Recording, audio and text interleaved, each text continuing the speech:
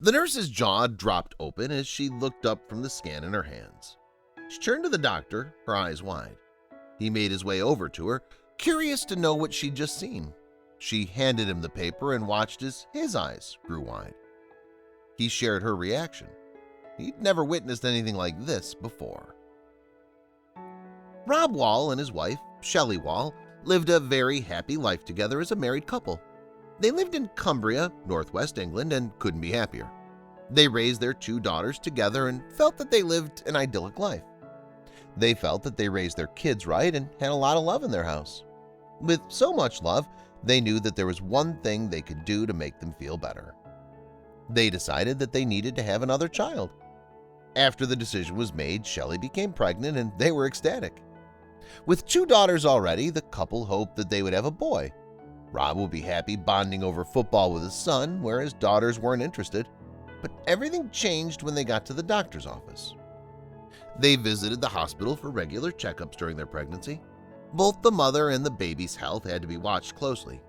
Shelley and Rob already knew all of this. This was going to be their 3rd child after all. But something would present itself that they had never encountered before. Their next visit to the doctor didn't go well at all. It seemed that the boy growing inside of Shelley had an abnormality in his head. He only had 2% of his brain. With the news, the couple instantly decided what they wanted to do. There was no hesitation, not even a question. Shelley and Rob were devastated. They knew that the quality of their child's life would be much worse than they had anticipated. The doctor explained what kind of life the boy would expect to live.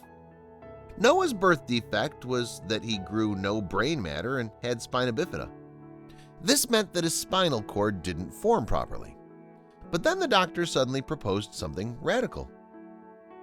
The doctor felt that the right option wasn't the one the young parents wanted to hear.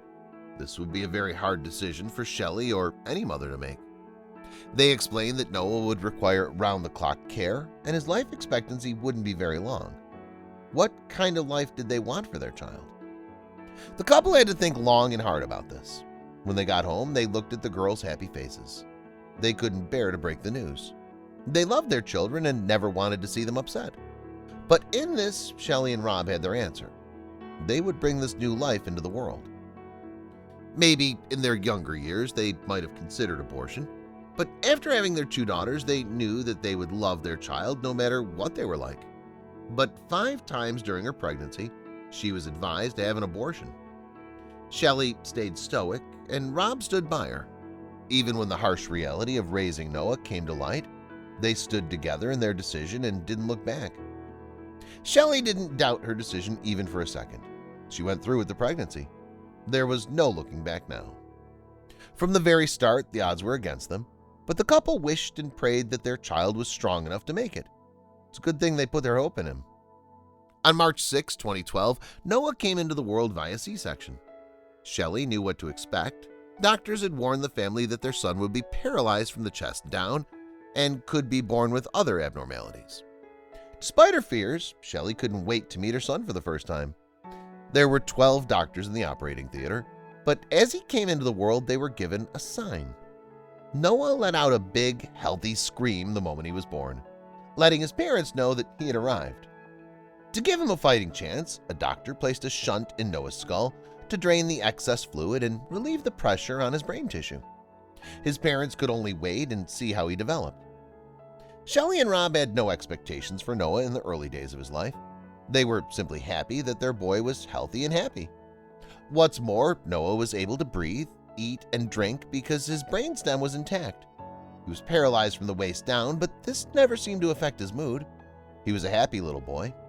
It made Shelley and Rob wonder how Noah could be thriving with so little of his brain. Noah was developing at a rate that could hardly be explained. Before his birth, doctors warned that he would have severe special needs. Yet he was coming up on 3 years old and didn't seem to be behind most kids his age. He was aware of everything going on around him, appeared emotionally intelligent, and was even starting to talk. Another trip to the doctor's office was required. With Noah collecting milestones like leaves from a tree, his parents wanted to know how his brain looked. A second scan had to be taken. The nurse came back from the other room with the scans and looked visibly shocked. "You're not going to believe this," she said. The doctor took the scan from the nurse and put on his glasses. Fixing them at the top of his nose, he examined the scan. "She's right," he said. "I can hardly believe this." Doctors and nurses are no stranger to bizarre medical phenomena, but they'd never seen anything like this. What had they discovered that had caused them so much shock? Shelley and Rob couldn't believe what the doctor was telling them. Nobody could have prepared them for the scan that this doctor had. Noah, the boy who had 2% of his brain at birth, now had over 80% of his brain. He'd grown his brain back. It was truly a medical miracle. But how? It's a very emotive subject. Some people say you can't grow a brain. Some say his brain was there, all squashed up. So when he had his stunt fitted, it's gone back to where it should be, Rob told Good Morning Britain. But if his brain was so squashed up, he should have been severely mentally disabled. So how had Noah's brain grown? Dr. Gregory Scott, a neuroscience researcher at Imperial College London, believed that the shunt had made space for the brain to grow. Yet this was only a theory. Scott couldn't prove it, and thus it shows how little we truly know about one of our most vital organs, the organ that keeps everything ticking, the brain. The brain controls thought, memory, emotion, motor skills, breathing, touch, vision, hunger, temperature, and every single process that regulates our body. But the how behind the miracle of Noah's brain wasn't too important to Shelley and Rob. They were simply delighted by what was, and they knew the next steps to take. To hear his brain almost back to normal is beyond belief, Shelley Wall said. Rob and I broke down when we heard the news. It was like a dream. I've never known anything like it. Even the consultants were in tears. Every time we see the doctors, they just shake their heads. They're just amazed at what he can do, she continued. Noah's parents and older sister Steph, age 23, work hard to always be around him. They continually keep his brain stimulated to aid its growth. His family called this brain training. Brain training is also known as cognitive training and is used to maintain and improve cognitive abilities by performing regular activities. By the time Noah was 4 years old, he was able to go to school, could count to 10, read, and talk. He can even use a pen. He's overcome several challenges already that no one thought he would even be capable of. And little Noah wants to become a firefighter when he grows up. Shelley told the Chronicle Live in 2017, "Noah's doing amazingly well. He can write, he knows how to spell his name, he can hold a conversation." Noah was quickly proving his doctors and other medical professionals wrong. Nobody could have predicted what happened next. He's been chatting so much and pronouncing his words, Shelley explains in the show. He started writing. He can follow my finger and write his name. His concentration was just unbelievable with the pen. I didn't know that this day would ever come. You can see the excitement, and he knows that he's done something amazing. He amazes us every day. Mr. and Mrs. Wall have dedicated their time to his brain development and have taken him to Australia to a radical brain training center. Noah now wants to learn to walk and wants to continue learning how to surf and even start skiing. Noah's story received a lot of media attention.